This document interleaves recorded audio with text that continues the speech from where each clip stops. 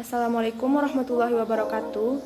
Saya adalah Kurnia, NIM 2104-2128 akan mempresentasikan tugas ekonomi publik mengenai kegagalan pasar serta penyebab dan peran pemerintah di dalamnya. Fenomena kelangkaan dan kenaikan harga minyak goreng merupakan potret kelangkaan pasar. Kondisi itu dinilai telah memicu keresahan sosial yang merugikan konsumen, aksi ambil untung, dan tindak kejahatan seperti penimbunan dan penipuan. Sejak beberapa pekan lalu, panik belanja atau panic buying minyak goreng terjadi lantaran pasokan minyak goreng belum lancar. Perilaku oportunitas atau aksi ambil untung dan penimbunan juga marak terjadi.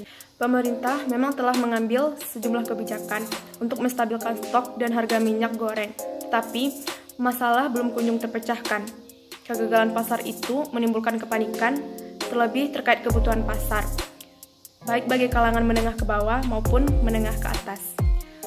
Selain itu, antrian warga yang mengular tanpa jarak untuk mendapatkan minyak goreng juga terjadi dalam operasi pasar di sejumlah daerah. Di sisi lain, aparat penegak hukum juga mengungkapkan sejumlah praktik penimbunan hingga penimbunan terkait minyak goreng.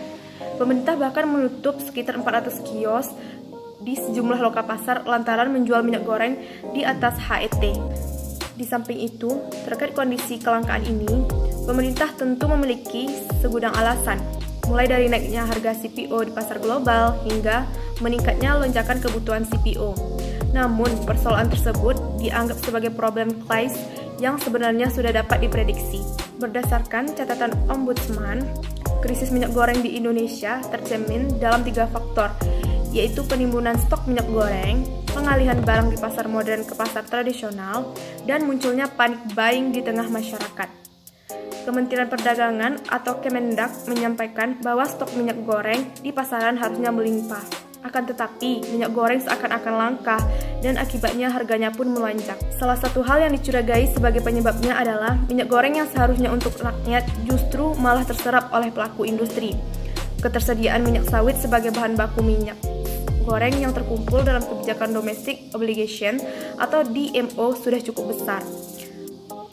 Nah, seharusnya hal ini dapat membuat minyak goreng di pasar melimpah.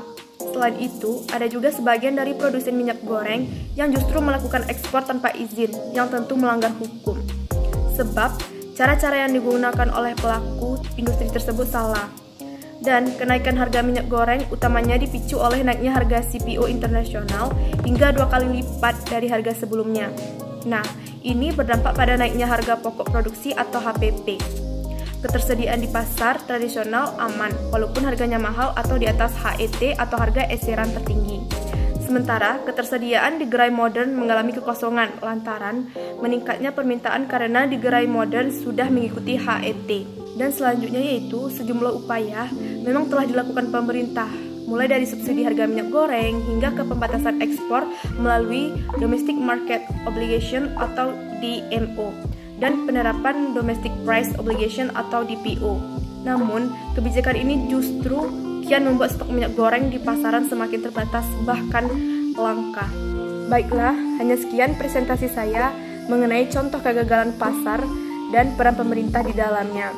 Jika ada salah dan janggal, mohon dimaafkan. Terima kasih atas perhatiannya saya ucapkan. Assalamualaikum warahmatullahi wabarakatuh.